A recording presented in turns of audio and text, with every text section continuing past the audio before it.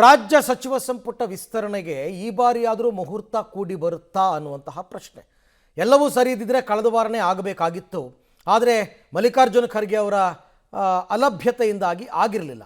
ಈಗ ಮತ್ತೆ ದೆಹಲಿಯತ್ತ ಪ್ರಯಾಣ ಬೆಳೆಸಿದ್ದಾರೆ ಸಿಎಂ, ಮಾಜಿ ಸಿಎಂ ಮತ್ತು ಕೆಪಿಸಿಸಿ ಅಧ್ಯಕ್ಷರು.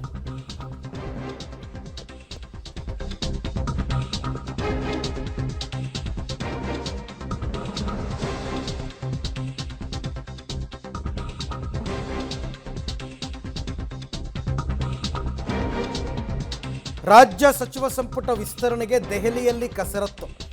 ಇಂದು ಸಂಜೆ 4 ಗಂಟೆಗೆ ಹೈಕಮಾಂಡ್ ಜೊತೆ ಮಾತುಕತೆ ಇದೆ. ರಾಹುಲ್ ಗಾಂಧಿ ಸಮ್ಮುಖದಲ್ಲೇ ಸಚಿವರ ಪಟ್ಟಿ ಅಖೈರಾಗುವ ಸಾಧ್ಯತೆ ಇದೆ. ಹಾಗಾದರೆ ಡಿಕೆ ಸಂಪುಟದಲ್ಲಿ ಎಷ್ಟು ಮಂದಿ ಹಿರಿಯರಿಗೆ ಮಣೆ ಅಂತ? ಹಿರಿಯರ ಆಯ್ಕೆಯ ಹೊಣೆ ಎಐಸಿಸಿ ಅಧ್ಯಕ್ಷ ಮಲ್ಲಿಕಾರ್ಜುನ ಖರ್ಗೆ ಅವರ ಹೆಗಲಿಗೆ ಬಿದ್ದಿದೆ. 11 ಹಿರಿಯ ಮಾಜಿ ಸಚಿವರಲ್ಲಿ ಯಾರಿಗೆ ಲಕ್, ಯಾರಿಗೆ ಬ್ಯಾಡ್ ಲಕ್ ಅಂತಕ್ಕಂಥದ್ದು ಗೊತ್ತಾಗುತ್ತೆ. 11 ಜನ ಅಂದರೆ ಇವರೆಲ್ಲರೂ ಸಿದ್ದರಾಮಯ್ಯನವರ ಸಂಪುಟದಲ್ಲಿ ಮಂತ್ರಿಗಳಾಗಿದ್ದಂಥವ್ರು. ಈ 11 ಜನರಲ್ಲಿ ಯಾರನ್ನು ಆಯ್ಕೆ ಮಾಡ್ತಾರೆ? ಮೊದಲ ಹಂತದ ಸಂಪುಟ ರಚನೆ ಸಂದರ್ಭದಲ್ಲೇ ಹೊಸದಾಗಿ ಆ್ಯಡ್ ಆನ್ ಆಗಿದ್ದು ಯತೀಂದ್ರ ಸಿದ್ದರಾಮಯ್ಯ ಮತ್ತು ಸ್ಪೀಕರ್ ಆಗಿದ್ದಂತಹ ಖಾದರ್ ಅವರು. ಅದನ್ನು ಬಿಟ್ಟರೆ ಎಲ್ಲರೂ ಹೆಚ್ಚು ಕಡಿಮೆ ಸಿದ್ದರಾಮಯ್ಯನವರ ಸಂಪುಟದಲ್ಲಿ ಇದ್ದವರೇ. ಈಗ ಉಳ್ಕೊಂಡಿರ್ತಕ್ಕಂಥದ್ದು 11 ಜನ. ಈ 11 ಜನ ಹಿರಿಯ ಮಾಜಿ ಸಚಿವರಲ್ಲಿ ಯಾರನ್ನ ಸಂಪುಟಕ್ಕೆ ತಗೋತಾರೆ ಮತ್ತು ಎಷ್ಟು ಜನರನ್ನ ತಗೋತಾರೆ? 60-40 ಅನುಪಾತ ಅಂತಂದರೆ ಈ 11 ಜನರಲ್ಲಿ ಮೇ ಬಿ ಒಂದು 6 ಜನ ಆಗಬಹುದು. ಇನ್ನು 5 ಜನರಿಗೆ ಬ್ಯಾಡ್ ಲಕ್ ಅಂತ ಅನಿಸ್ಬೋದು. ಆದರೆ ಆ 6 ಜನ ಯಾರು ಅನ್ನೋದನ್ನು ಮಲ್ಲಿಕಾರ್ಜುನ ಖರ್ಗೆ ಅವರು ಡಿಸೈಡ್ ಮಾಡಬೇಕಾಗತ್ತೆ. ಯಾಕೆಂದರೆ ರಾಹುಲ್ ಗಾಂಧಿ ಅವರು ಬಿಲ್ಕುಲ್ ಒಪ್ಪಿಲ್ಲ 60-40 ಅನುಪಾತದಲ್ಲಿ ಹೊಸಬರಿಗೆ, ಹೊಸ ಮುಖಗಳಿಗೆ ಮಣೆ ಕೊಡಬೇಕು, ಮಣೆ ಹಾಕಬೇಕು ಅಂತ ಅವ್ರ ಲೆಕ್ಕಾಚಾರ. ಹಾಗಾಗಿ ಈ 11 ಜನ ಹಿರಿಯ ಮಾಜಿ ಸಚಿವರಲ್ಲಿ ಯಾರಿಗೆ ಲಕ್, ಯಾರು ಸಂಪುಟಕ್ಕೆ ಸೇರ್ಪಡೆ ಆಗ್ತಾರೆ? ಎಲ್ಲರಲ್ಲೂ ವಿಶ್ವಾಸ ಇದೆ ನಾವು ಆಗೇ ಆಗ್ತೀವಿ ಅಂತ.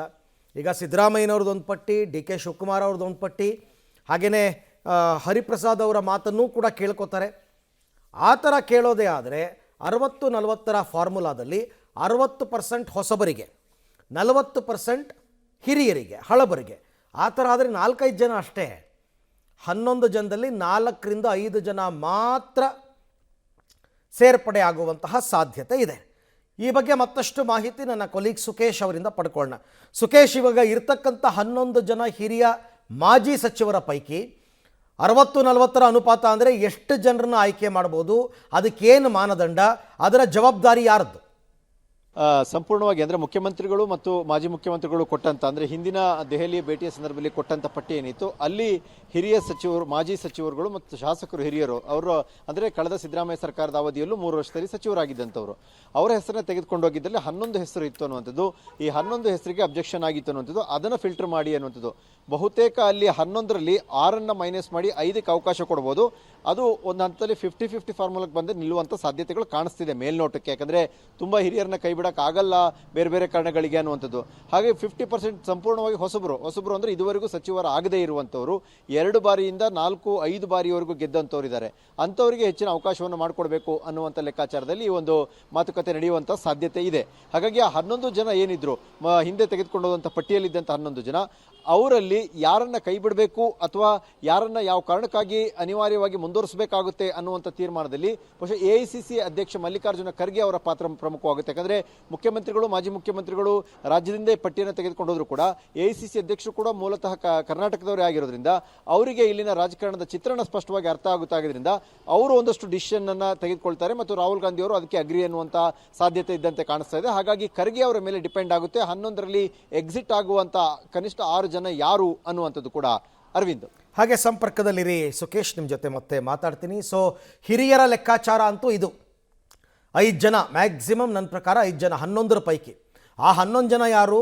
ಇವರು ಇಲ್ಲಿಂದ ಪಟ್ಟಿ ತಗೊಂಡು ಹೋದಾಗ ಇದ್ದಂಥವ್ರು, ಸಿದ್ದರಾಮಯ್ಯನವರ ಪಟ್ಟಿನಲ್ಲಿ ಅಥವಾ ಡಿ ಕೆ ಶಿವಕುಮಾರ್ ಪಟ್ಟಿನಲ್ಲಿ ಇದ್ದಂಥವರಲ್ಲಿ 11 ಜನ, ಅವರಲ್ಲಿ ಫಿಲ್ಟರ್ ಮಾಡಿ 5 ಜನರನ್ನ ಆಯ್ಕೆ ಮಾಡ್ಬೋದು ಅಂತಕ್ಕಂಥ ಲೆಕ್ಕಾಚಾರ ಇದೆ. 50-50 ಫಾರ್ಮುಲಾಗಿ ಬಂದರೂ 5ಕ್ಕೆ ಬಂದು ನಿಂತ್ಕೊಳ್ತದ್ದು.